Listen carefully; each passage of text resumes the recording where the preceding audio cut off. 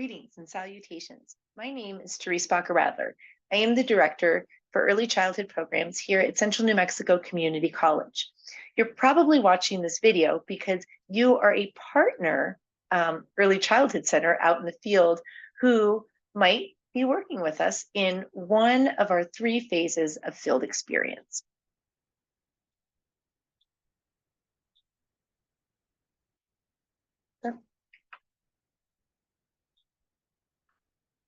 Guess I can't start there. Okay, so what is field experience? Field experience here at CNM include both informal and formal opportunities for candidates to observe and practice in early childhood settings throughout their coursework. In doing so, there will be a total of 7 field experience opportunities for every single one of our students, from the very first class that they take in early childhood all the way up to their capstone course, which is our practicum experience. These experiences must reflect a range of settings and include different age groups and different types of settings. And so we are working on building our partner pool in order to support that need and to diversify the different settings that our students are able to experience. So right here, you can see in this graphic that we have 3 phases of field experience. And as I mentioned, it starts in our very first course, which is ECED 1110, or Child Growth and Development, where all students are required to complete an observation or a job shadow. So really, phase 1 is based on observation and awareness. Phase 2 is connected with guided practice. So this is connected to other 100-level courses where students are learning to engage with children in intentional ways, and they have assignments that are required to be done in the field under the guidance of a teacher in the field. So that's phase 2. Those field experiences generally tend to be about 6 hours or less. Then there's phase 3, which is probably the field experience that you've heard of, been a part of, or hosted a student for, which is our practicum experience. And that practicum experience is the traditional field experience for our associate's degree level teachers. And in our program, that is sort of the capstone culminating piece of our overall field experience. Wow, that was a lot to say. So as I mentioned, the sequence of field experience opportunities is laid out in a very intentional manner. It starts with phase 1 in Child Growth and Development, where students are required to complete an observation while they're working, if they're working in the field. And if they're not working in the field, then they're connected with our Workforce and Community Success Department here at CNM, where they're not only given an opportunity to complete a job shadow with one of our job shadow partner sites, but they're also given the opportunity to work with a job coach through Workforce and Community Success, and they're given options for other layers of support that might include support from the early childhood mentor networks, or other resources that can help support their advancement in this portion of their field experience. The idea with phase 1 is that they're getting their feet in the door, that they're learning what early childhood is all about, and they're completing an intentional observation where they're able to explore what working in early childhood might look like. They begin to build relationships in the field, and hopefully those relationships will support them through phases 2 and 3 of our field experience opportunities. And you'll notice in phase 2, there are opportunities in our assessment course, in our family and community course, and in our introduction to language and literacy development course. And again, all of these field experience opportunities are tied to a specific assignment within those courses. And they're shorter than the practicum experience. However, they still require the guidance of a lead teacher. And so again, phase 3 is our practicum experience. So Here's a little bit more of a breakdown of some of the things that we are scaffolding within the 3 phases of field experience. As I mentioned before, observation and awareness is phase 1. And this is where students get to learn how to demonstrate professionalism in the field. They learn to observe children in context, and they learn to write formal observations. They learn to use observation to inform decisions. They begin to document things in a way that is intentional and has meaning in the early childhood context and in the field within which they're working. They're able to identify best practices in action, and they're able to begin reflective thinking, which is really the purpose of that observation and awareness in that introduction to the field. As they move on to phase 2, they're going to be active participants in the classroom. They won't be taking leadership roles in any way. They'll be under the guidance of the lead teacher, but they'll be having to complete assignments from their coursework with children.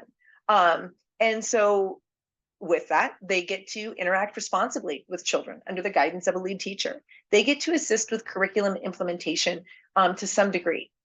They get to engage with families and communities to some degree. And they get to apply their observation. And then this is where we roll in some of those assessment skills as well.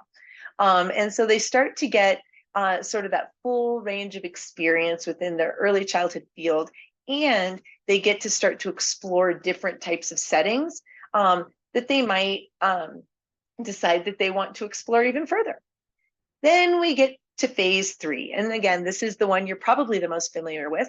And this is our practice and integration phase, otherwise known as the practicum experience. And this is where students get 45 hours in one semester in an infant toddler classroom and 45 hours in another semester in a pre-K classroom. And there they get to design and implement learning activities, and they're given gradual release of responsibility within that classroom under the guidance of the lead teacher or a mentor, where they're able to really learn how to lead with intentionality, to demonstrate ethical and reflective practice, and to really collaborate as a full member of the teaching team within that classroom. Here's just a breakdown of some of the expectations. Some of them are very basic as far as arriving on time, communicating promptly with your site instructor about any changes or absences, dressing appropriately in a manner that aligns with the expectations of the placement site.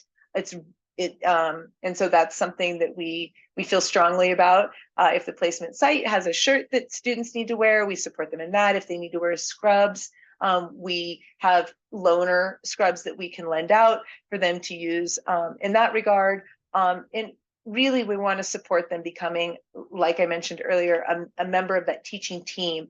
And so we do like them to dress with the expectations of the placement site, using respectful, family first, inclusive, and developmentally appropriate language at all times, maintaining confidentiality of children. And then there are some other things throughout the table that you guys can take a look at and review yourselves. And feel free to reach out and ask me any questions that you might have or provide feedback. We are always open to feedback, especially from partners in the field. You guys help us keep our content relevant and current. As far as candidates managing and tracking field experiences, there's a lot of agency on the side of the student. Student get their, they've got something called a field experience passport that they get to use that documents the different places that they have completed their field experience opportunities in phases 1 and 2. You'll notice here that we have sort of the contact of the either the school or the department that will be helping with placement for each particular phase. So in phase 1, you'll notice that either students are at their place of employment or they're working with the workforce and community success here at CNM. They might also be working with the early childhood mentor networks in their guided practice and participation in phase 2. They'll be working with their place of employment, possibly early childhood mentor network, possibly going back to the relationships they built in their job shadow, if that was something that they were able to experience.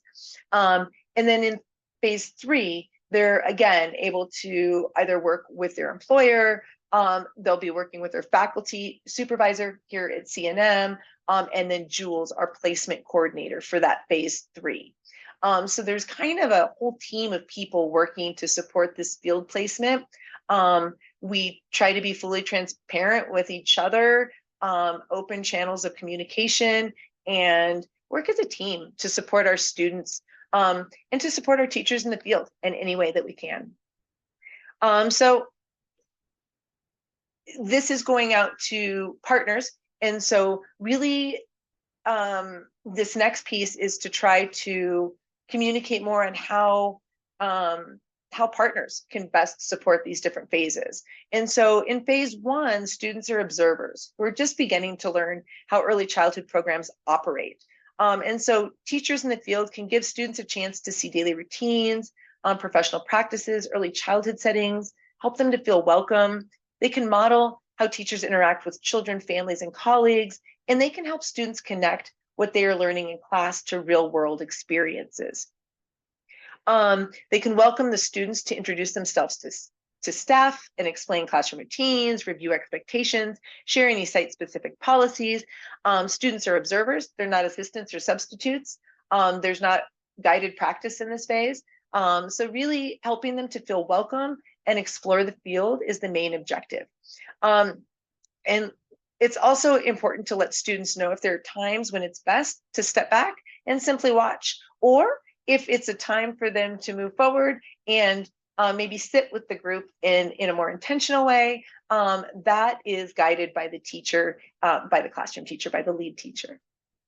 So supporting phase 2, in the second phase of field experience, students move beyond the observation phase, and they begin participating in guided practice with children, families in the classroom environment. And so the purpose of phase 2 is to help students practice specific teaching skills in a supportive environment, to guide them in connecting theory to practice through targeted assignments, and to allow them to participate actively while you maintain your role as the lead teacher. And so here, there are different assignments that students will need to complete, and teachers in the classroom will support them through guided practice in completing those assignments. Those assignments are listed here. The first assignment is our behavior plan. The second is our assessment plan. The third is a family community capstone assignment. And the fourth is a family book tote. We will provide lots of information for each of those. If there are placements at your site in phase 2, this is just a brief overview. So now we're on to practicum, phase 3. At this level, students are moving towards authentic practice, applying what they've learned across 2 age groups, infant and toddler, and the focus is on integration of knowledge, planning, teaching, reflection, and professional behavior. So in phase 3, or in the practicum experience, supporting students includes providing opportunities for students to apply their learning in an authentic classroom setting, guiding them as they plan, implement, and reflect on activities with children, supporting their growth in professional conduct, communication, and collaboration, and ensure that they experience both infant and toddler and preschool environments to meet both program and accreditation requirements. That is what I've got right now. I'm going to stop sharing. And I think I need to move this back over here. I just wanted to give a brief overview of what field experience looks like here at CNM, and a little bit more explanation as we move forward in partnering. As I mentioned earlier, please don't hesitate to reach out if you have any questions or concerns. I'm here to support this process. I'm here to support the field, and I'm here to support partnerships. Early childhood is all about relationships, and our partnerships and our shared values and goals are where it all begins. So I look forward to growing all of that with you, and